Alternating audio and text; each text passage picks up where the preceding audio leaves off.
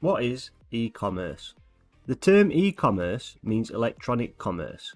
It's a business model where businesses buy and sell goods by electronic means over the internet.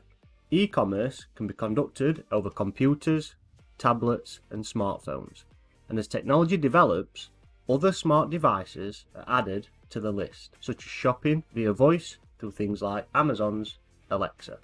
E-commerce can either be a complement to a physical store or can be used as an alternative to having a bricks and mortar store altogether.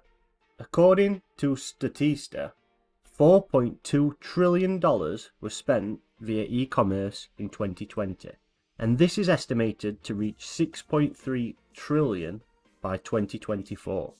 Although this sounds a lot, in the UK, e-commerce accounts for around only 19% of overall retail sales, so there's still a long way to go before online sales outpace physical sales. Some of the biggest brands operate solely on an e-commerce basis. The most obvious business is Amazon, but others include Boohoo, Gymshark and eBay. Plus, thousands of small businesses are utilising e-commerce to sell products and services over platforms such as Shopify, Wix and Etsy. E-commerce has changed the way people shop. This has meant that many retailers have some form of an online presence, which complements their physical stores. Just think of Apple, Sainsbury's and Sports Direct, to name a few. So, why have so many businesses adopted an e-commerce business model? Let's have a look at the advantages and disadvantages of operating online. The first advantage, and most obvious, is that it can reduce overhead costs when compared to a physical store. This is why many independent and small businesses have been able to set up online. Upfront costs are much lower for a Shopify store compared to a physical building. Plus, the use of dropshipping, where the business owner doesn't even have to handle the products they are selling. This again has reduced costs by stopping the need to store goods in a warehouse, as the products go straight from the manufacturer to the customer. Another benefit of this is that it reduces the risk of starting a business, as there are much lower startup costs involved, and many choose to start these businesses as a side hustle before they take the risk and quit their day jobs. A third benefit is that it allows the business to have access to a much larger amount of potential customers, as e-commerce can have a global reach. Without an online presence, businesses may only be able to sell to people close to their physical store, whereas e-commerce allows sales to be made globally. Furthermore, there are no closing times when operating online.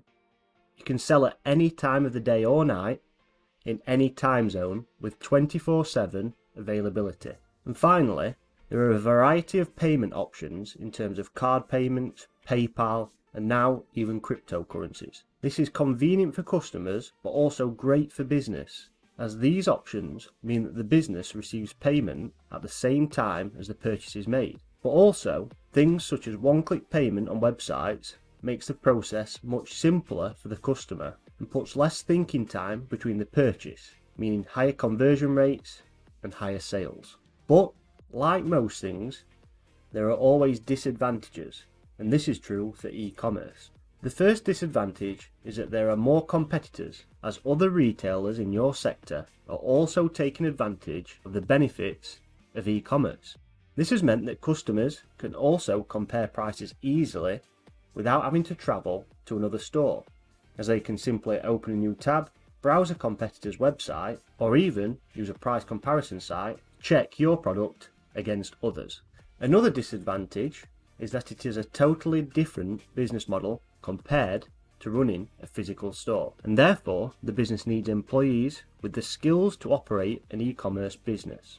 The site needs maintenance, but it can also break down or be hacked, which can put your whole business out of operation.